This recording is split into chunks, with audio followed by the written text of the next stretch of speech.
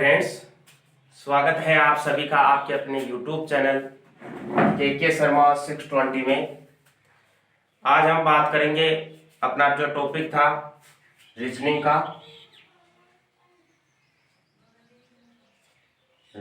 का जिसका नाम था कोडिंग और डिकोडिंग।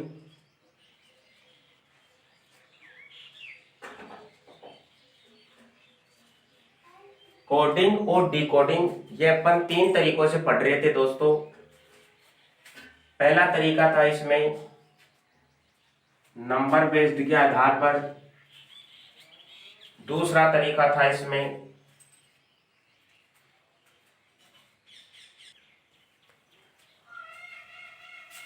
मिक्स्ड बेस्ड के ऊपर आधारित, और तीसरा तरीका था इसमें लेटर बेस्ड के ऊपर आधारित। तो जो लेटर बेस के ऊपर आधारित टाइप थी वो हमने कवर की थी, जिसमें तीन टाइप अपन ने कवर कर ली थी। थ्री टाइप अपन ने कवर कर ली थी। दूसरा जो अपना तरीका था नंबर बेस के ऊपर आधारित, नंबर बेस के ऊपर आधारित जो क्वेश्चन थे, ये जो टाइप थी वो आज अपन कवर करेंगे। और तीसरी टाइप है मिक्स्ड बेस्ड।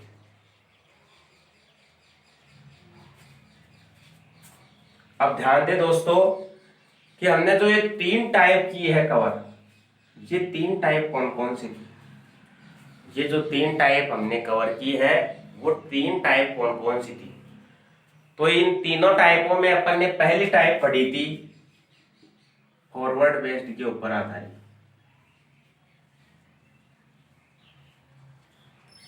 जो दूसरी टाइप अपन ने पढ़ी थी वो पढ़ी थी बैकवर्ड बेस्ड के ऊपर आधारित। और जो तीसरी टाइप अपन ने पढ़ी थी वो पढ़ी थी पेयर बेस्ड के ऊपर आधारित। और मैंने आपको ये भी बताया था कि ये तीनों टाइप केवल एक ही मेथड से की जा सकती है। वो मेथड है लेटर जो भी है, जितने भी अल्फाबेटिकल लेटर है, जितने भी अल्फाबेटिकल जो सीरीज है, उनके नंबर या उनकी स्थानीय मान या उनकी प्लेस वैल्यू आपको पता होनी चाहिए। जब ये अल्फाबेट है, जब ये अल्फाबेट है और ये 26 जो इनमें वर्ड आते हैं अल्फाबेट में, इन 26 वर्ड के आपको एक एक वर्ड का आपको जब नंबरिंग मालूम होगी तो आप इस तरह से जो इस तरीके के क्वेश्चन है वो आप देखते ही सोल्व करने लगोगे।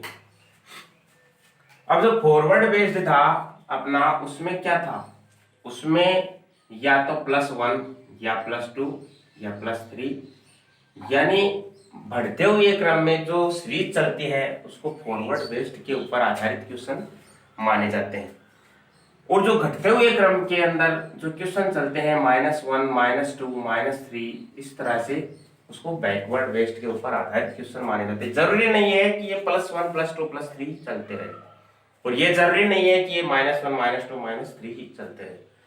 ये भी हो सकता है कि ये एक सीरीज में चलते जाएगी। ये भी हो सकता है कि ये एक सीरीज में +1, +1, +1, +1 इस तरह से भी जा सकते हैं। और ये जरूरी नहीं है कि ये माइनस की सीरीज में चलते जाए, -1, -2, -3, ये इस तरह से भी जा सकते हैं, -1, -1, -1, -1, इस तरह से भी आगे जा सकते हैं।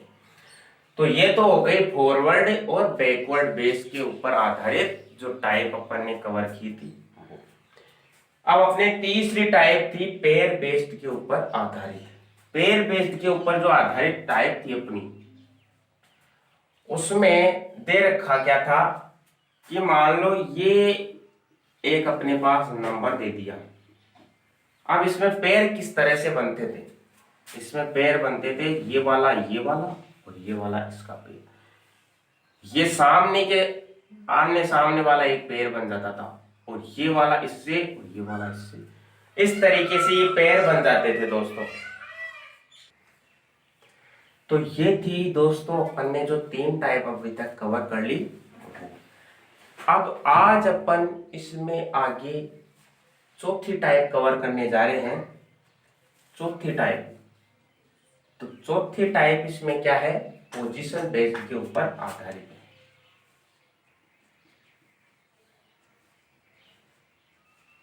पोजीशन बेस्ड क्या होती है दोस्तों? पोजीशन का मतलब होता है स्थिति, और जो इसमें क्वेश्चन बनेंगे वो बनेंगे स्थिति परिवर्तन से। इस टाइप में क्या होता है दोस्तों कि इस टाइप में जो नंबर है वो दूसरा नहीं बनता है, कोई नया नंबर नहीं बनता है।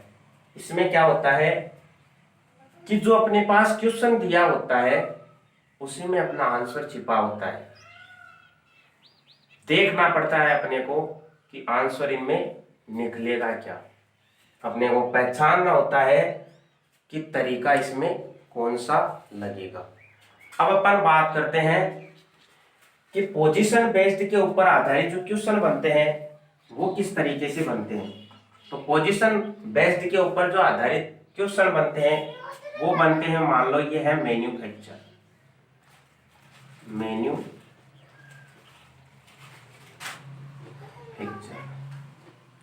ये अपने पास एक शब्द दिया हुआ होता है, अपने पास मैन्युफैक्चर एक शब्द दिया हुआ होता है। अब अपने को क्या करना होता है इसमें, अब अपने को इसमें क्या करना होता है, ये एक शब्द दिया हुआ होता है और अपने पास इसका आंसर दिया हुआ होता है।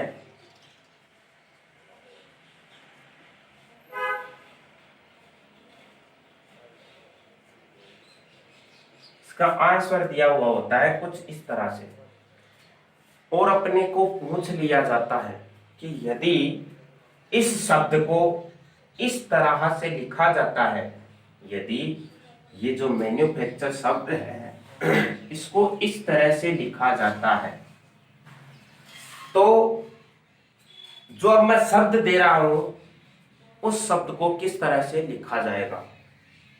जो अब मैं शब्द दे रहा हूं आपको, उस शब्द को किस तरह से लिखा जाएगा।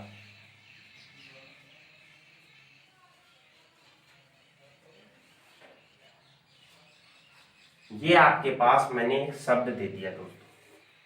अब इस शब्द को किस तरह से लिखा जाएगा, ये होता है दोस्तों पोजीशन बेस्ड के ऊपर आधारित टाइप। अब पोजीशन बेस्ड मैंने शुरुआत में बात की थी, पोजीशन बेस्ड का मतलब होता है स्थिति परिवर्तन। स्थिति परिवर्तन होती है जबकि इसमें कोई नए शब्द का निर्माण नहीं होता है। फॉर एग्जाम्पल अपन देखिए कि MAN, इसमें कहा MAN लिखा हुआ है, MAN लिखा हुआ है, UFA या AFU, तो इसमें AFU लिखा हुआ है, UTC इसमें लिखा हुआ है, और ER। तो कहने का मतलब यह है कि जो अपने पास क्वेश्चन में जो शब्द दिए हुए हैं ठीक वही शब्द अपने पास आंसर में भी आएंगे, लेकिन उनकी स्थिति परिवर्तन हो जाती है। जब उनकी स्थिति परिवर्तन हो जाती है तो इसी टाइप को हम कहते हैं पोजीशन बेस्ड क्वेश्चन। तो हम देखेंगे कि इस क्वेश्चन में किस तरह से इनकी स्थिति परिवर्तन हो रखी थी, किस तरह से इनकी स्थिति परिवर्तन हो रखी थी।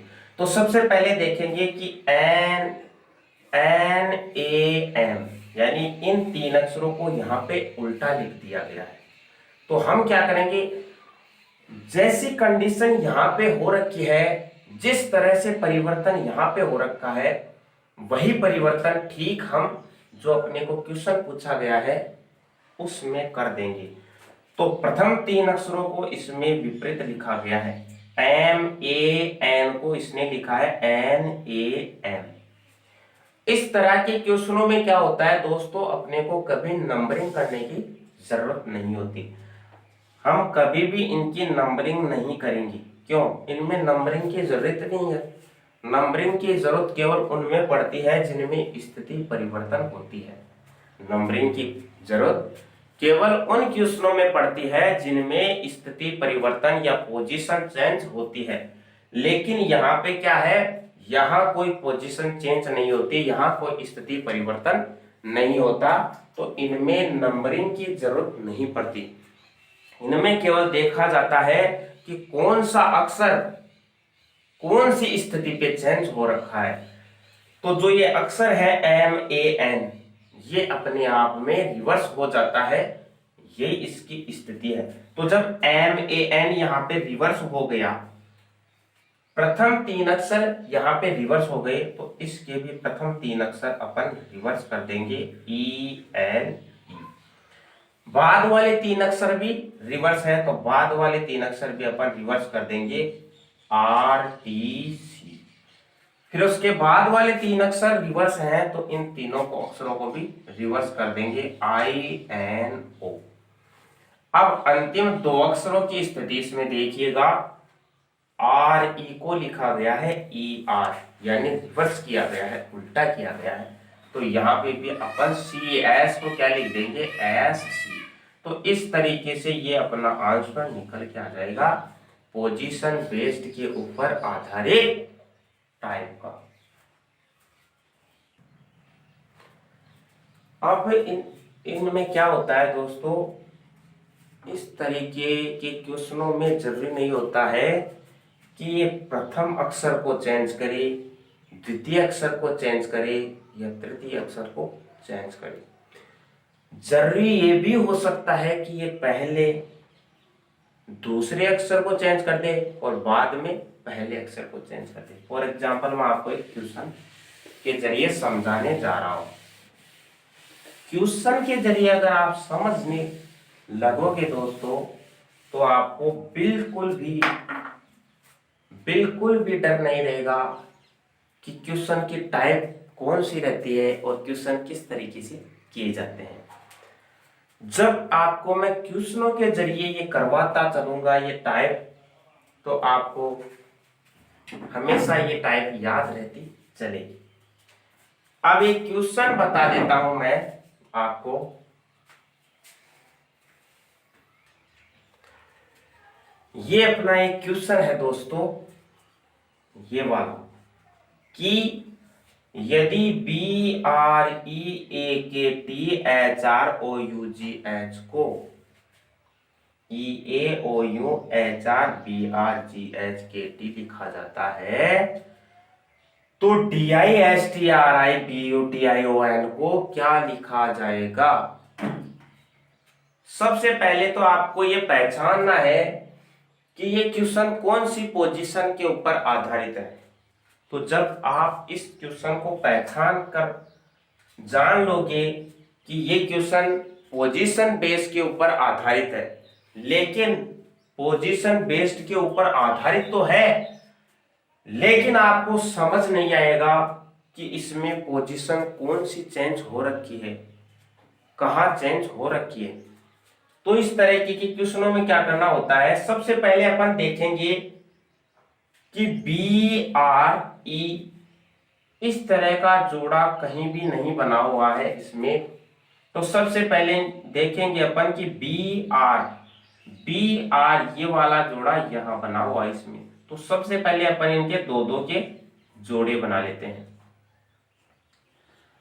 अब देखते हैं, अब इनकी नंबरिंग कर लेते हैं। ये 1 नंबर पे, ये 2 नंबर पे, ये 3 नंबर पे, ये 4 नंबर पे, ये 5 नंबर पे और ये 6 नंबर पे।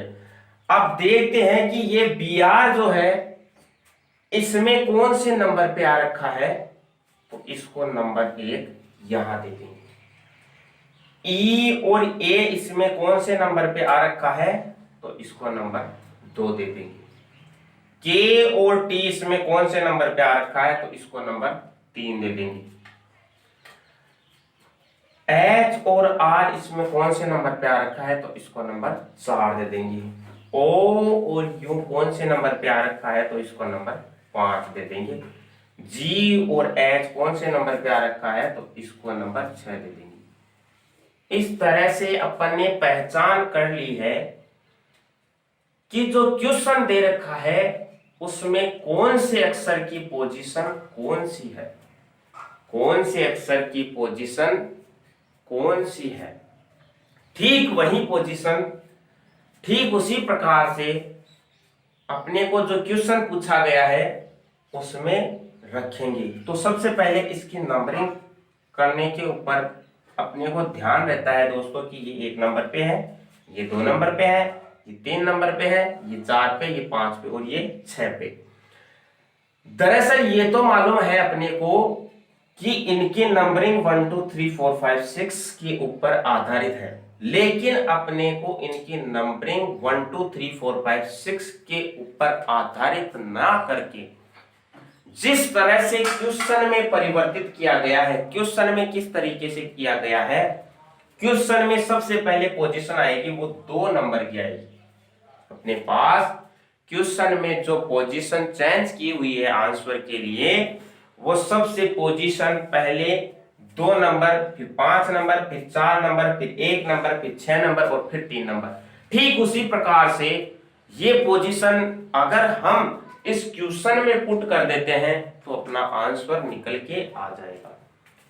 कैसे कि अगर अपने को मालूम है ये 1, ये 2, ये 3, ये 4, ये 5 और ये 6, लेकिन सबसे पहले अपने को पुट क्या करना है 2 नंबर वाला, तो सबसे पहले आ जाएगा अपने पास ST।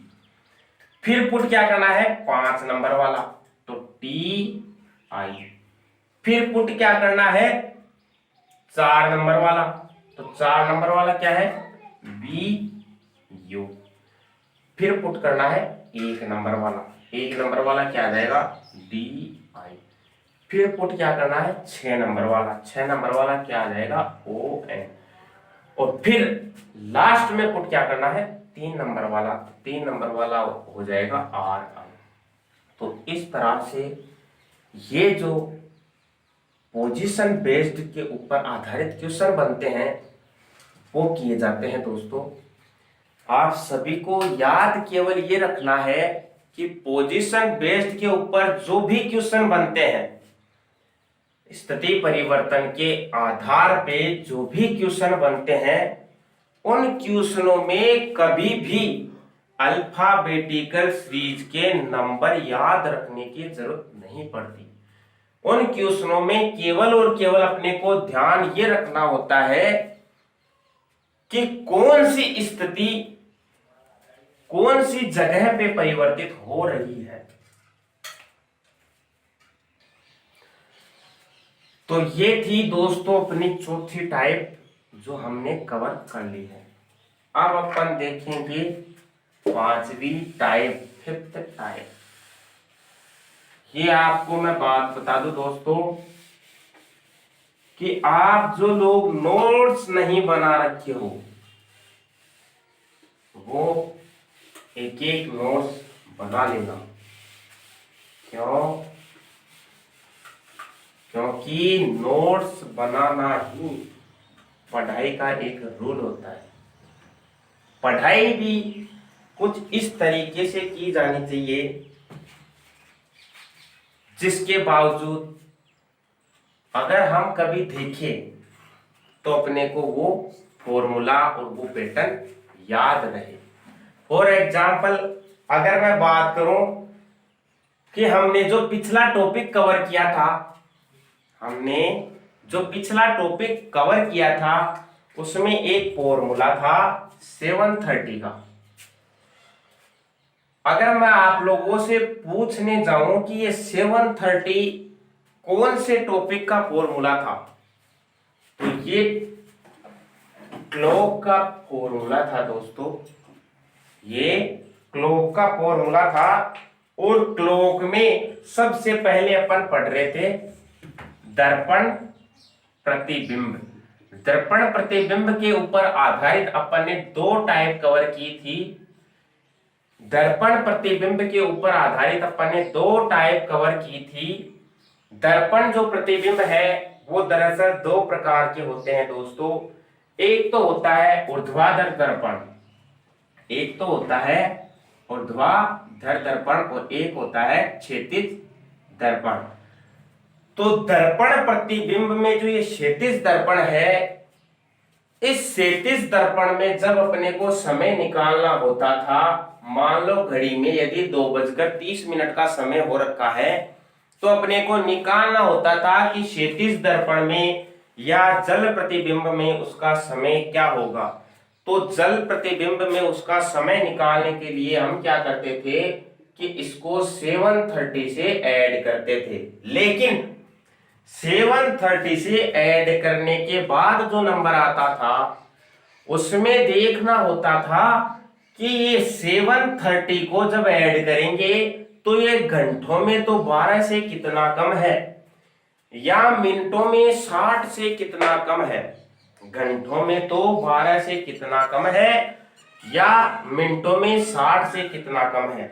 जब ये स्थिति घंटों में 12 से ज्यादा चली जाती है तो अपन देखते हैं कि ये घंटों में तो 24 से कितना कम है, और जब स्थिति मिनटों में 60 से ज्यादा चली जाती है तो फिर हम देखते हैं कि ये स्थिति मिनटों में 120 से कितनी कम है।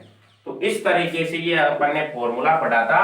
ये थोड़ा बहुत मैंने आपको पिछला टॉपिक याद दिलाने के बारे में दिखाया है दोस्तों, क्योंकि अगर अपन आगे पढ़ते जाएंगे और पीछे वाले टॉपिक भूलते जाएंगे तो उससे तो मेरे को लगता नहीं है कि पढ़ने से कोई प्रॉफिट है अपने को।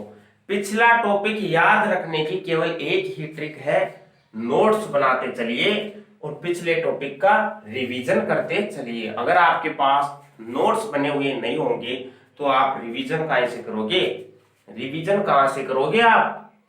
तो इसलिए मैं कहता हूं कि आप नोट्स बनाते हुए चलिएगा। अब हम कवर करते हैं अपनी फिफ्थ टाइप। ये फिफ्थ टाइप क्या है दोस्तों, ये होती है find one out. Find one out यानी अपने को इस टाइप में क्या दिया हुआ होगा, एक क्वेश्चन दिया हुआ होगा और उस क्वेश्चन में से अपने को एक को छांटना होगा, यानी एक भिन्न को छांटना होता है। फॉर एग्जाम्पल अगर मैं आपको क्वेश्चन दे दूं कि TS AE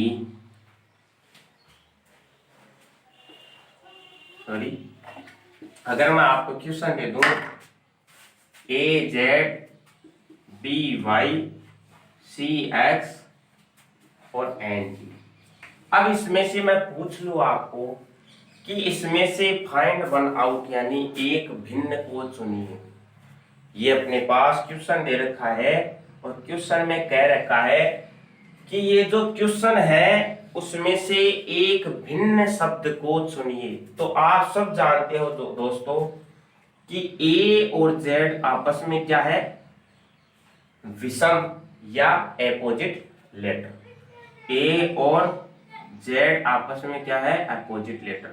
उसी तरह से B और Y आपस में क्या है, अपोजिट लेटर। उसी तरह से C और X आपस में क्या है, विपरीत अक्षर। लेकिन यहां N और T आपस में विपरीत अक्षर नहीं है। तो हम देखते हैं कि जब तीन अक्षरों की स्थिति एक, या जब जो अपने को क्वेश्चन दिया जाता है उन क्वेश्चनों में किन्हीं एक अक्षर की स्थिति अगर अपने को अलग से दिखाई दे तो उसी को हम कहते हैं फाइंड आउट वन, यानी उन सभी में से एक शब्द भिन्न है, उसी को हम टाइप फिफ्थ के अंदर पढ़ते हैं फाइंड वन आउट के अंदर। तो इस तरीके से इस क्वेश्चन का आंसर हो जाएगा NC। लेकिन आप सभी को मैं एक बात याद दिला दूं दोस्तों, जब हम पढ़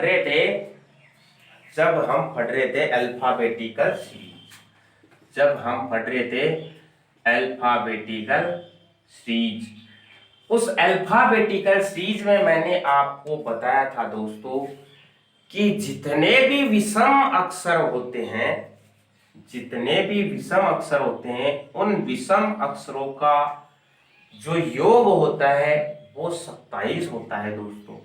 जितने भी अपोजिट लेटर होते हैं उन अपोजिट लेटरों का जो योग होता है वो 27 होता है। तो इस तरह के जो क्वेश्चन पूछे जाते हैं हमें, उन क्वेश्चनों को करने का एक तरीका ये भी है दोस्तों कि जितने भी अपोजिट लेटर होते हैं उनका योग 27 होता है, और जब उनका योग 27 आ रखा है और किसी एक का योग यहां 34 आ रखा है तो ये अपने आप अलग हो जाएगा दोस्तों।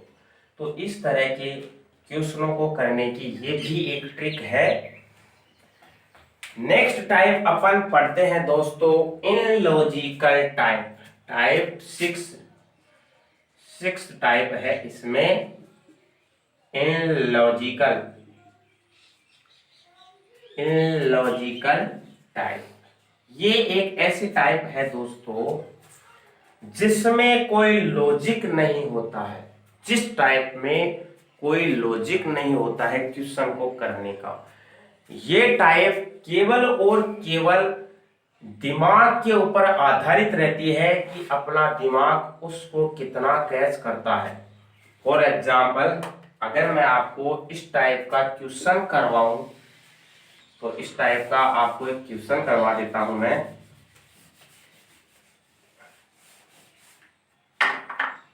आपको एक क्वेश्चन करवा देता हूं दोस्तों।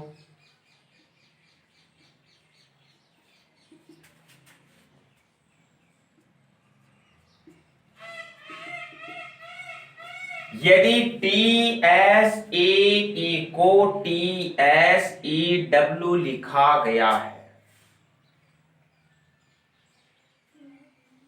तो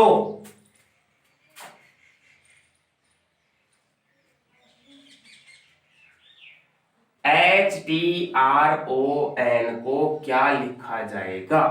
इस तरह से ये क्वेश्चन आते हैं टाइप 6 के अंदर, जिनको देखने के ऊपर अपने को लगता है कि शायद एग्जामिनर पागल है जिसने इस तरह का क्वेश्चन अपने को दिया है। दरअसल एग्जामिनर पागल नहीं होता है, हम खुद पागल होते हैं दोस्तों, जो एग्जामिनर की गलतियां ढूंढते रहते हैं। एग्जामिनर अगर गलत होता तो वो एग्जामिनर नहीं बनता, अपने जैसा ही कोई स्टूडेंट होता जो कोई एग्जाम दे रहा होता। तो ये क्वेश्चन आपको मैंने दिया है कि यदि TSAE को TSEW लिखा जाएगा तो HTRON को क्या लिखा जाएगा। तो ये मैं आपको बता देता हूं कि इस तरह के जो क्वेश्चन है वो किस तरह से किए जाते हैं। दोस्तों अभी मैंने बताया कि इस टाइप का नाम है इनलॉजिकल टाइप, यानी ये कोई लॉजिक नहीं है। इस तरह के क्वेश्चनों में कोई लॉजिक नहीं होता है। ये अपने को देखना होता है कि यदि इसको उल्टा कर दिया जाए EAST तो ये बन जाता है ईस्ट। ठीक उसी प्रकार से इसको उल्टा कर दिया जाए WEST तो ये हो जाता है वेस्ट।